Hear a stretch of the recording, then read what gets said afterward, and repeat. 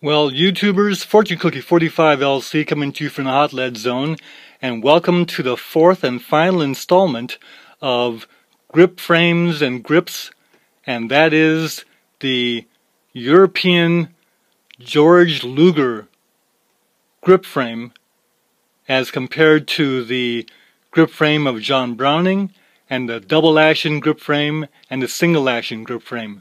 Those are the four main types of grip frames that we deal with. So today, the George Luger grip frame angle and the grip of it.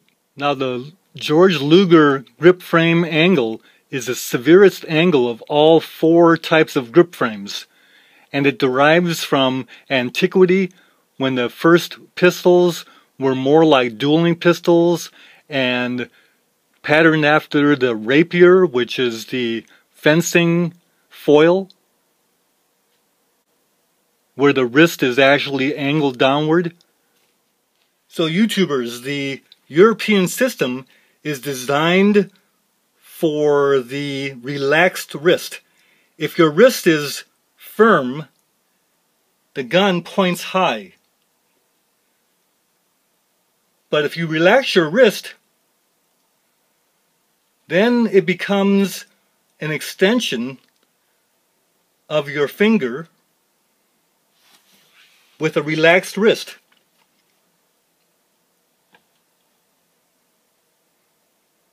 Now this is popular for target shooting and for dueling, because the idea was you would relax your wrist and let the pistol hang down in a relaxed grip for target shooting. And it required the shooter in a duel to be very cool and calm about his shooting. So here you see the relaxed wrist. It's more straight on top, as opposed to the American strong grip, like making a fist. So when the top of the wrist is straight, you see here with the firm American wrist, the gun barrel points upward. But if you angle the grip straight here, the pistol will point straight. And some people call this an extension of the arm, extension naturally pointing, this kind of thing. But once again, is this natural for everyone? And the answer is, you can't call this natural for everybody. It may be natural for the writer of the piece, but not for everybody. So once again, people are different. We can't put everybody in the same pocket. And it's up to every shooter to figure out which system works best for him or her. Suffice to say that after World War II, Bill Ruger recognized the romance of the Luger and copied the Nambu pistol, which was a copy of the George Luger grip frame. And he made the Mark I pistol with the Luger grip, the so-called rakish, because there's more angle to it.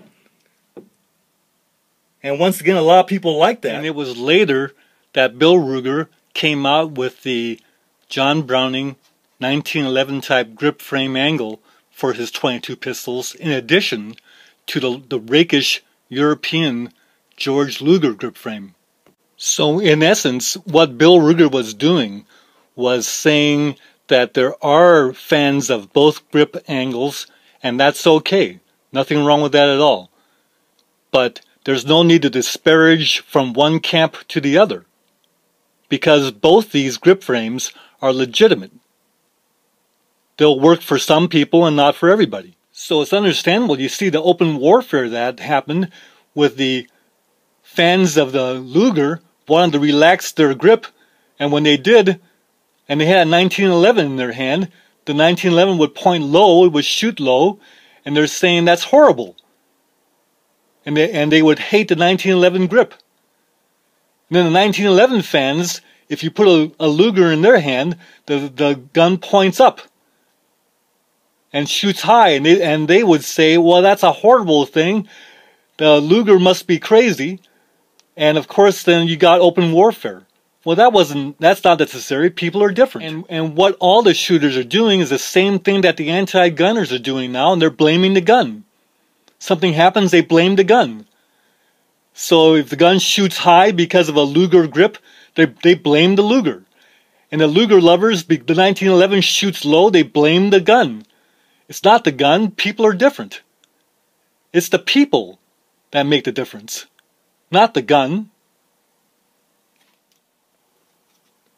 Now it's very interesting that when Glock could have used any grip frame angle that he wanted when he designed his polymer frame, he chose to make a compromise and create a grip angle, a grip frame that was between the 1911 John Browning design and the George Luger rakish design.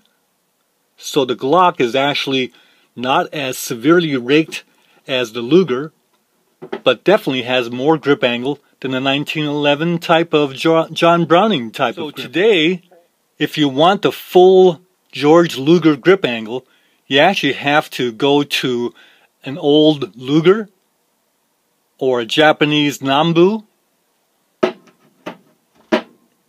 or a Mark I Ruger. So you see, what Bill Ruger was doing in his genius was to provide for both camps, knowing that both camps are good.